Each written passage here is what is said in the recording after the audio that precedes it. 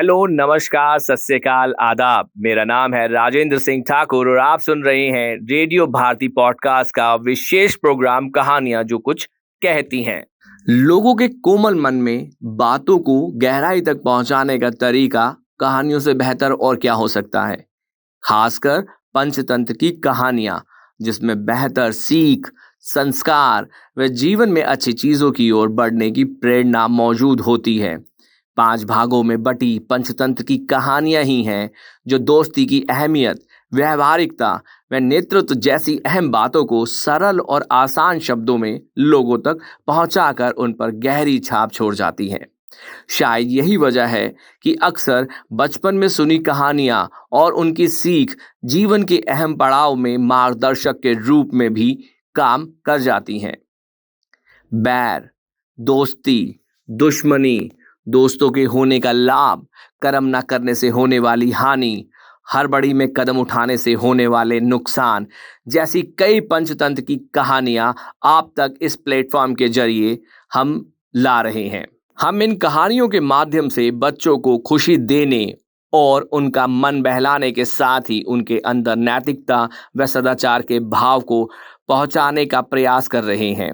तो देर किस बात की है, तो हम शुरू करते हैं ये शिक्षाप्रद कहानियां। कहानी का शीर्षक है लालची मिठाई वाला। दीनपुर गांव में सोहन नाम का हलवाई रहता था। वह खूब बढ़िया और स्वादिष्ट मिठाइयां बनाने के लिए जाना जाता था। इसी वजह से उसकी दुकान पूरे गांव में मशहूर थी। पूरा गांव उसी की दुकान से मिठाइयां खरीदता था। वह और उसकी पत्नी मिलकर शुद्ध देसी घी की मिठाइयां बनाते थे। इससे मिठाइयां काफी अच्छी और स्वादिष्ट बनती थी। हर रोज शाम होते होते उसकी सारी मिठाइयां बिक जाती थी और वह अच्छा मुनाफा भी कमा लेता था। मिठाइयों से जैसे ही आमदनी बढ़ने लगी, सोहन के मन में और पैसा कमाने का लालच आने लग गया। अपने इसी लालच के चलते उसे एक तरकीब सूझी। वह शहर गया और वहां से 2 चुंबक के टुकड़े लेकर आ गया। उस टुकड़े को उसने अपने तराजू के नीचे लगा दिया। इसके बाद एक नया ग्राहक आया जिसने सोहन के पास से 1 किलो जलेबी खरीदी। इस बार तराजू में चुंबक लगाने की वजह से सोहन को अधिक मुनाफा हुआ। उसने अपनी इस तरकीब के बारे में अपनी पत्नी को भी बताया, लेकिन उसकी पत्नी को सोहन की यह चालाकी अच्छी नहीं लगी। उसने सोहन को समझाया कि उसे अपने ग्राहकों के साथ इस तरह की धोखेबाजी नहीं करनी चाहिए, लेकिन सोहन ने अपनी पत्नी की एक ना सुनी। वो हर रोज तराजू के नीचे चुंबक लगाकर अपने ग्राहकों को ठगने लगा। इससे उसका मुनाफा बढ़कर कई गुना अधिक हो गया। इससे सोहन को काफी खुशी हुई। एक दिन सोहन की दुकान पर रवि नाम का एक नया लड़का आया। उसने सोहन से 2 किलो जलेबी खरीदी। सोहन ने इसे भी चुंबक लगे तराजू से तोलकर जलेबी दे दी। रवि ने जैसे ही जलेबी उठाई, उसे लगा कि जलेबी का वजन 2 किलो से कम है। उसने अपना शक दूर करने के लिए सोहन से दोबारा जलेबी को तोलने के लिए कहा। रवि की बात सुनकर सोहन चिढ़ गया।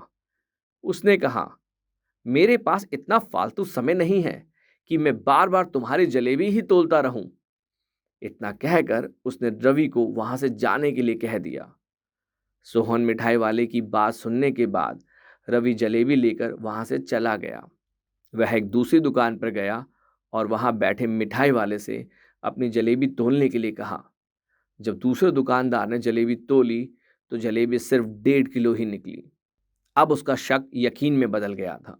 उसे पता चल गया था कि सोहन मिठाई वाले के तराजू में कुछ गड़बड़ है।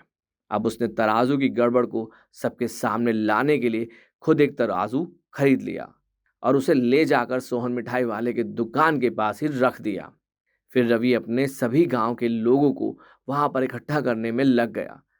जैसे ही लोगों की थोड़ी भीड़ बढ़ने लगी, तो उसने गांव के लोगों को कहा कि आज मैं आप सभी लोगों को एक जादू दिखाऊंगा। यह जादू देखने के लिए बस आप लोगों को सोहन मिठाई वाले से खरीदा गया सामान एक बार इस तराजू में तोलना होगा। कुछ देर बाद एक दो लोग मिठाई खरीद कर रवि के पास पहुंचे तो उसने ऐसा करके भी दिखाया। इसके बाद सोहन की दुकान से जिसने भी मिठाई खरीदी थी सभी ने रवि के तराजू में तोल कर देखा तो सबकी मिठाइयाँ 250 ग्राम से लेकर आधा किलो तक कम निकली। यह सब देखकर लोगों को काफ़ी हैरानी हुई। अपनी दुकान के पास ही यह सब होता देख सोहन मिठाई वाला रवि से झगड़ा करने लगा। उसने लोगों को बताया कि रवि यह सब नाटक कर रहा है। अपनी बात को सही साबित करने के लिए रवि सीधे सोहन मिठाई वाले का तराजू लेकर आया और तराजू में लगा चुम्बक निकालकर सबको दिखाने लगा। यह देखकर गांव वालों को बहुत गुस्सा आया। सबने मिलकर उस लालची मिठाई वाले को खूब मारा। अब उस लालची मिठाई वाले को अपने लालच और उसके कारण की गई गलत हरकतों का पछतावा हो रहा था। उसने अपने गांव के सभी लोगों से माफी मांगी और वादा भी किया कि वह भविष्य में ऐसी कोई भी जालसाजी नहीं करेगा। सोहन की इस धोखेबाजी से पूरा गांव नाराज था। इससे लोगों ने उसकी दुकान में जाना काफी कम कर दिया।